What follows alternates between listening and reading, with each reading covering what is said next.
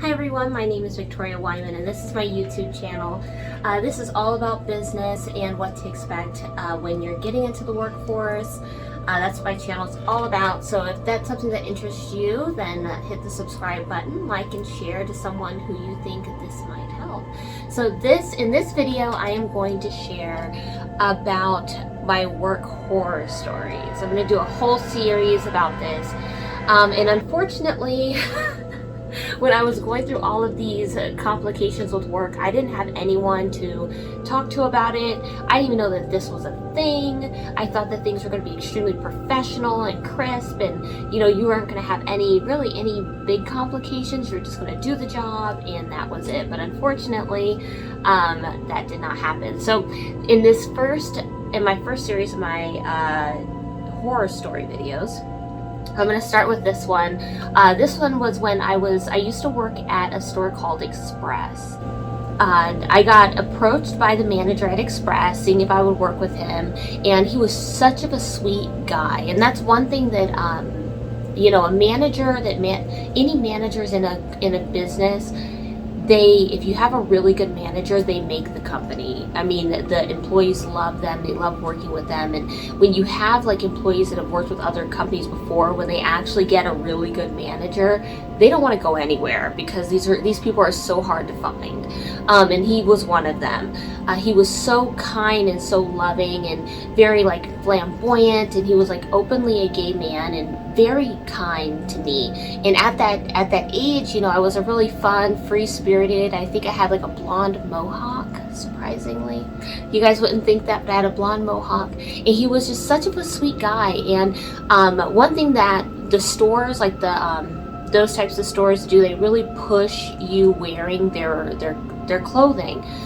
They feel that if the people that are working there are wearing the clothing, then it's more likely for people to purchase if people within the company are actually buying the clothing. However, they don't pay you enough to actually buy the clothing. So that was one of the first dilemmas when I was working at any retail store, is I couldn't really afford it. Even if it was half price, I still couldn't afford it, because they would have me there for 2 or 3 hours a day, and I would probably work maybe 3 days a week, maybe. So it was really hard to keep up with that demand of them wanting me to purchase their clothes, but I couldn't afford to purchase the clothes. So what that manager did, he says, "Hey, well, Victoria, what we do is we do a little raffle." And he probably made it up just for me, because he was like, "Oh, can you buy some jeans, some Express jeans?" I said, "I can't afford to buy any Express jeans."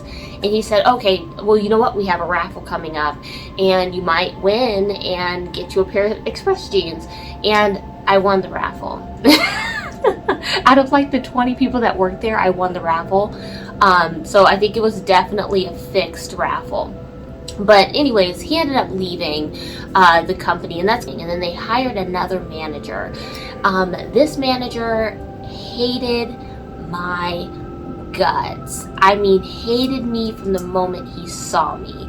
And I think it was a cultural issue. I don't think that it was anything that I said per se, because I was very short with management. I never really talked to management at all.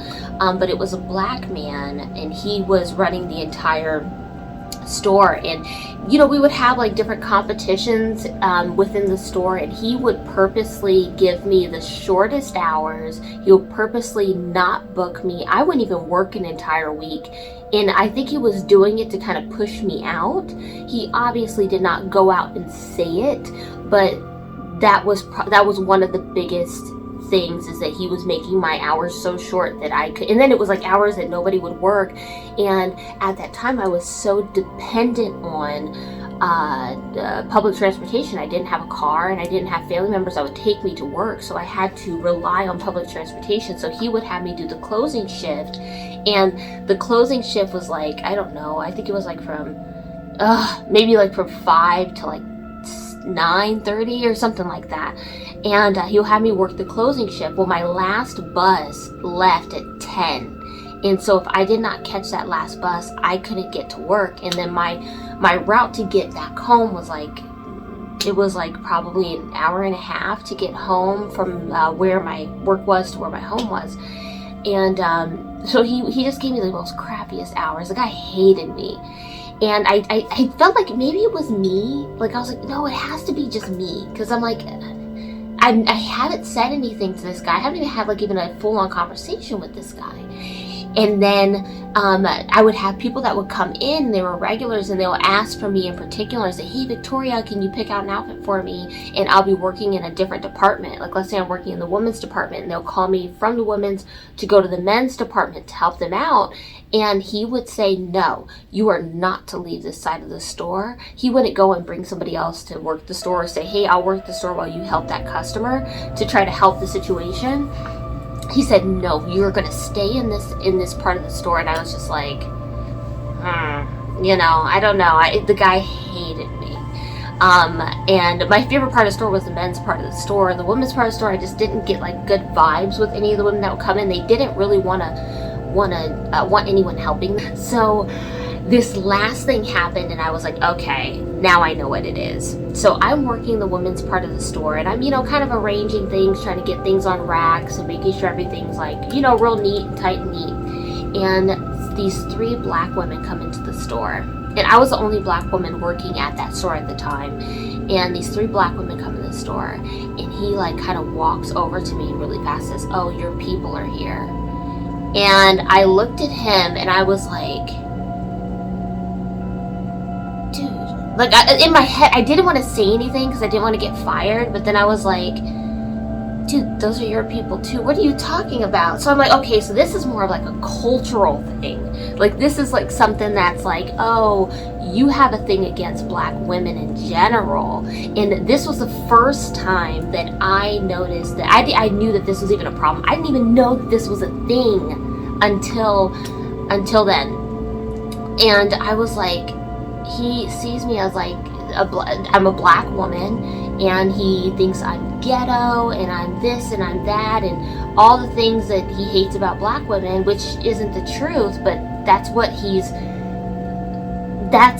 he's been so nasty to me. And I knew that that was a battle I couldn't win. I've had that discrimination before, but it wasn't like, it was again like with other races. It was never my actual race.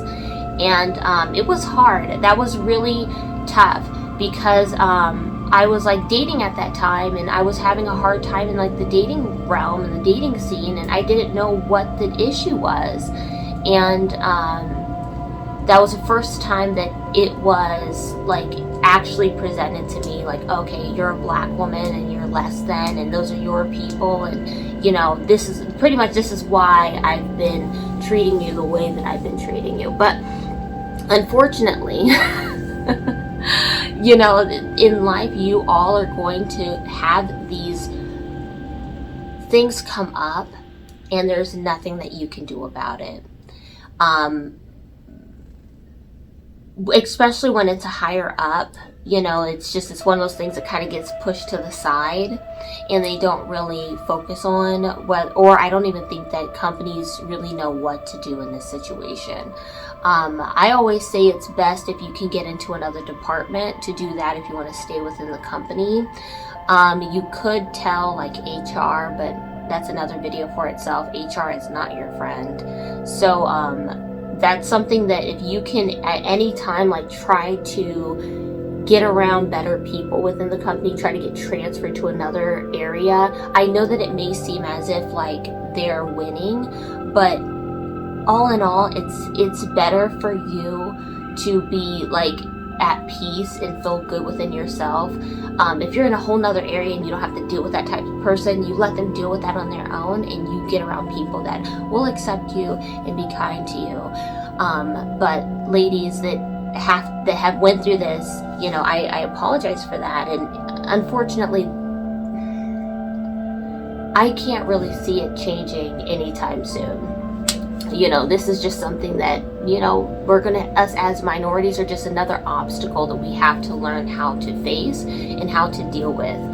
And so, yeah, I hope this video, or, you know, me telling you guys my story, you know, you guys get some validation from the things that you all have went through. And then, getting through that or finding a way through that. I mean, you can always quit, but let's say you are not able to quit. Like, I wasn't able to just quit my job and up and go. It had to be like really aggressive for me to do that because I was so strapped on cash. I needed my job.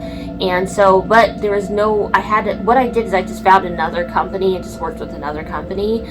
But there's going to be issues in every company you get into, so you have to figure out if it's somewhere that you want to stay. You have to figure out a way to kind of work around those problems so that they work in your benefit. So that's going to be another video for another day.